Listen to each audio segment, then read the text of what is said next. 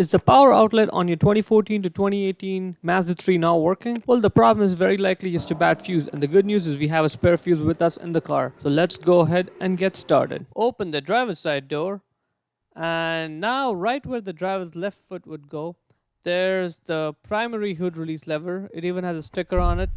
That's the one right there. Just grab it and pull it lightly. Now in front of the vehicle, right on top of that Mazda emblem there, that's for the secondary hood release lever. So lift up the hood slightly, and you need to put in your index finger and push it right. So push it right and open up the hood with your other hand. Now this hood requires a prop rod to support it. So that's a prop rod. Let's get it out. And we need to put it in the hood with the slot that has an arrow mark in it. That's the one right there. Let's get a closer look. So once the rod is in, just let go of the hood, and now the hood is secured in place. Now once the hood is open, that's where the fuse box is. So press the two ends over there and off the cover comes. Now right behind the cover, that's where the fuse puller is. So get the fuse puller out.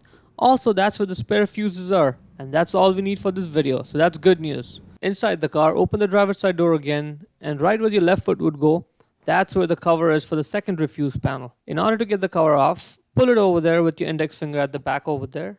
Pull the cover off, and that's where the fuses are. Now let's look behind the fuse cover. That's where the diagram is. And we are interested in R outlet 3. That's the fourth one from the top.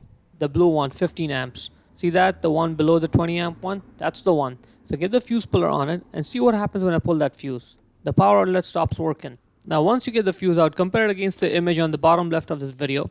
If your fuse looks like the one on the left side fuse, then it's a bad fuse because the metal strip in the middle is disconnected. If it looks like the right side fuse, like where the metal strip is connected, then it's a good fuse. If it's a bad fuse, let's get the spare fuse from the fuse cover. Get that fuse, put it in there, and see what happens to the power outlet. It's back on.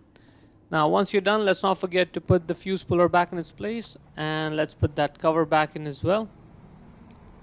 And that is pretty much it. Now we can close the hood. In order to close the hood, first you need to push it, get the prop rod out of there, put the prop rod back in its place. Now simply lower the hood and slam it shut.